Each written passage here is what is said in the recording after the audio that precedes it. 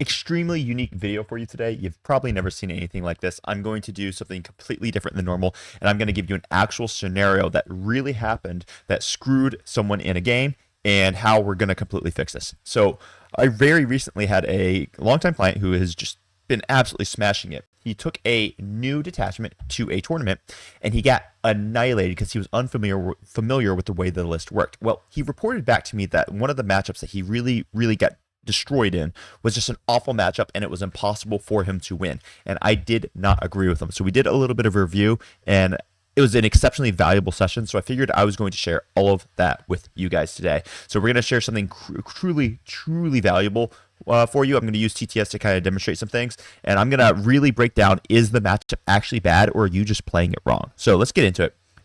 First thing is, like, how do you handle awful matchups? And the reality is that you have to understand that most matchups really are not awful.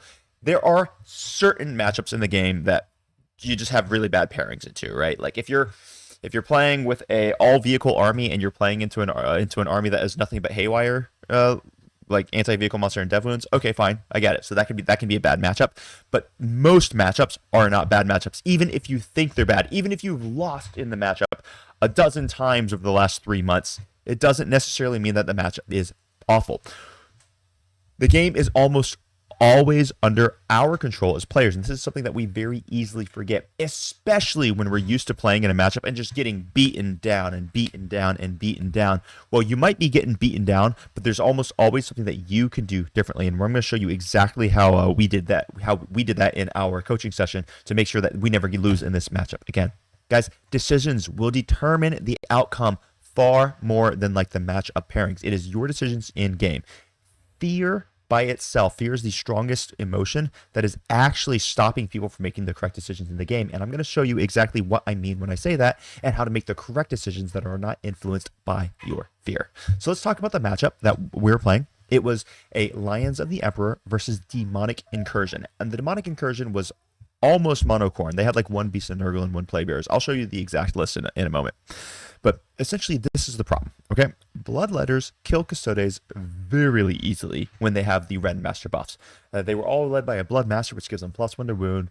The Ren Master on Skull Thrones gives them +1 strength, AP, and damage. So all of the Bloodletters can be damage 3, even damage 4 for going into your Terminators. And they're all going to be wounding all the Custodes on 2s.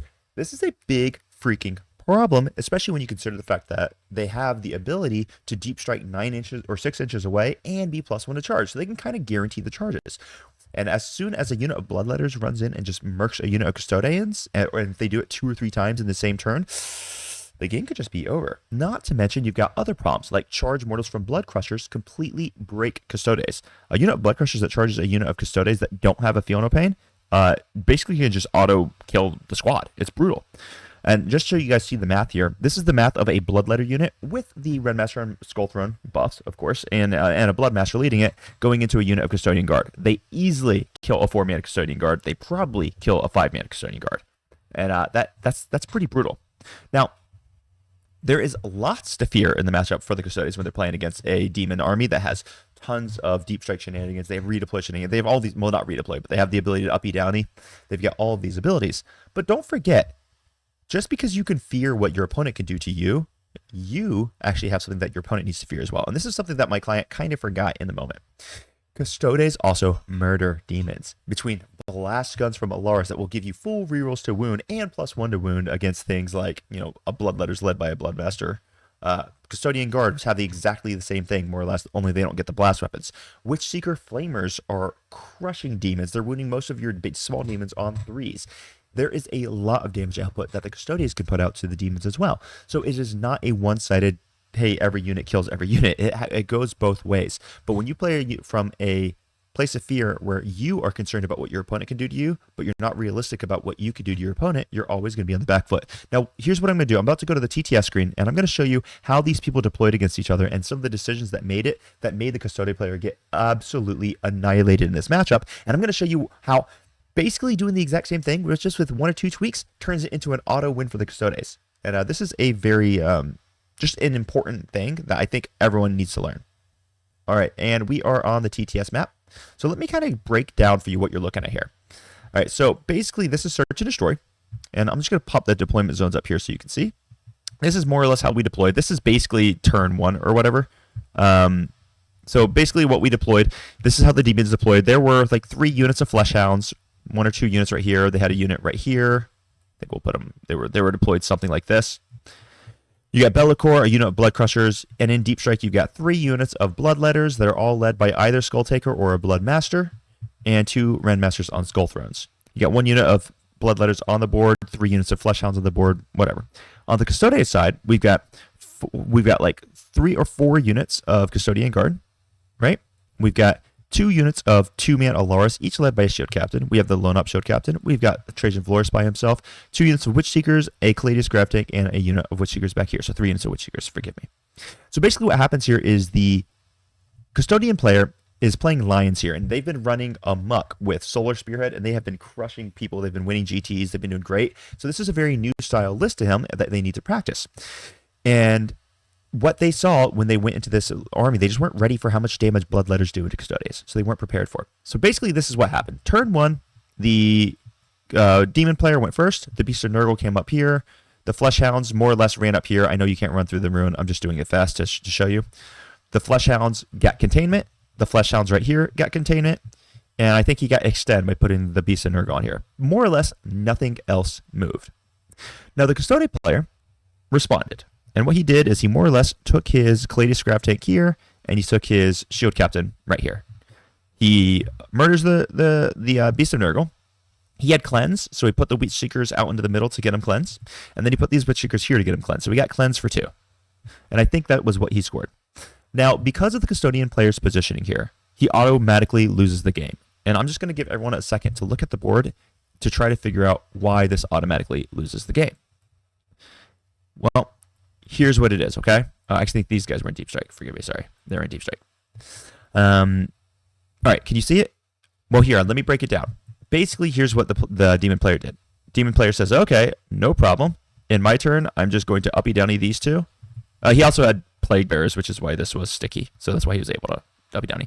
So he uppy-downied both Bellicor and the Blood Crushers. And in his turn, he Deep Strikes 6 inches away by using his stratagem, because he doesn't have Shadows of Chaos in the middle. Boom, boom, boom. Now suddenly these Bloodletters are going to get a 6-inch charge, but it's going to be +1 to charge. So they're going to get the charge into these Custodian Guard, and they're going to murder them very easily.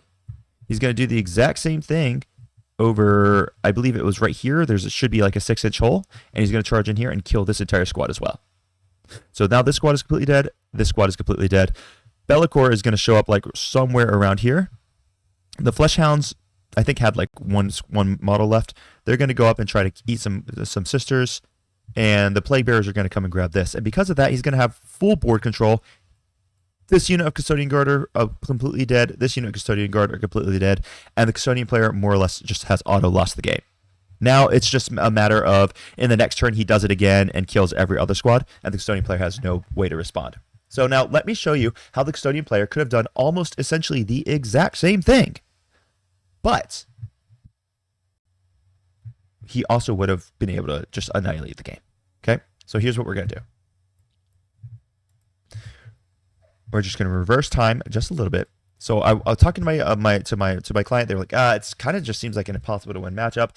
I mean, he just murders everything when he charges. I can't stop charges. Well, let me show you how you stop it. These guys back up just a small amount. The Witch Seekers move to be here, and here, and here. Very easy, still in coherency, but now they are blocking out this charge from the Bloodletters super easily. This squad is getting cleansed in the center, but they could have gotten cleansed in the center whilst doing this. They could have done this and also gotten cleansed out of the center. And when they did something like this, we'll just make it like that. They're still pushing their 6-inch deep strike all the way away.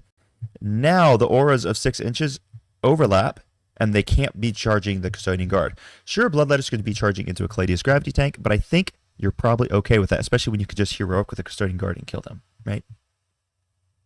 Had my client just done this, suddenly these Bloodletters could never deep strike in, and they couldn't kill this squad. Suddenly these Bloodletters couldn't deep strike in here and kill this squad. Instead, the demon player would be absolutely screwed. He would have to charge bloodletters to go kill witch seekers. Now, witch seekers, mind you, they will roast you, these guys, on an Overwatch, especially with +1 to wound from the detachment bonus, because we're just going to make sure that they're 6 inches away from the custodian guard, and we'll make sure that they're like 6 inches away here as well, right? So now they get roasted on the Overwatch, which means they would have to charge from here, which is still okay, because even if they charge and kill the witch seekers, now the custodian guards get to pick up this squad of bloodletters for free in the custodian player's turn. Same thing here. If he wants to come charge the center, well, he's going to get murdered, especially if he was smart enough to actually have brought this squad up, the Kyria Draxus squad. Once the Kyria Draxus squad comes up, now you can't even charge the Witch Seekers, because if you do, the Draxus squad will heroically intervene and cause massive, massive trauma to you. So just by changing this one thing, the Custodian player has flipped this from a no-win scenario to a draw scenario. Now let me give you one more thing that they could have done. They could have started a unit of freaking hillarious on the table. I always recommend, especially if you're playing Custodes, I always recommend putting one unit on the table, because turn 1, if you go second, he could have just teleported turn 1 and murdered this entire unit of Fleshhounds.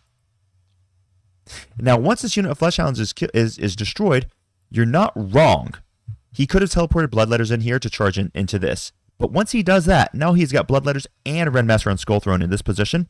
He may or may not kill the squad, because you're going to pop the reduced damage to 1 onto the hillarious captain.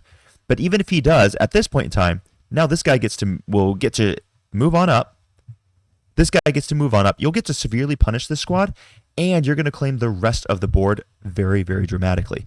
Not to mention, the second in his turn 2, if he deep strikes to charge into and kill these guys, you could absolutely just rapid ingress your second hillarious squad in to then for free murder this Bloodletter squad.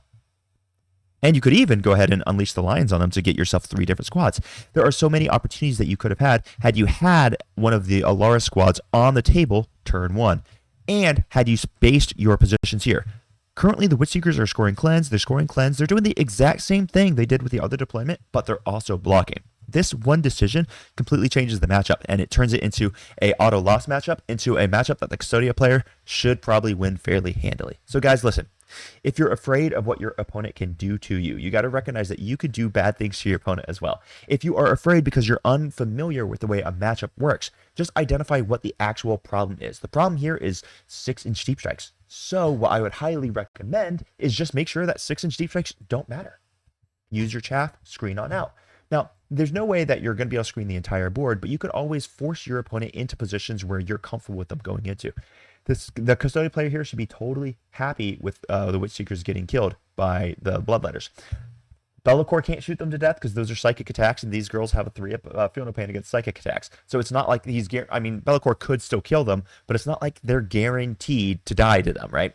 So it's like you have so many options, even in something that looked horribly bleak. When you had something as awful as, well, 6-inch charge, and I just lose a unit, it's not necessarily a bad matchup. It's how you play the matchup. So guys, this is a great example of how your play will determine how you will do in a game. It's not necessarily the matchup or the models or anything like that. It is how you play with your army. So I always want you to remember that the power is in your hands. You are empowered. You are the one who will determine how you do in Warhammer. If you like this content, like, subscribe, share with your friends. If you want to know how you can improve your matchup in particular, check me out. Look my link down below in Coffee, where you can book coaching, and also join the Discord where we talk about this stuff every single freaking day. So with that, I'm going to take off. I appreciate all of you. I hope you have a great day. Crop on. Bye-bye.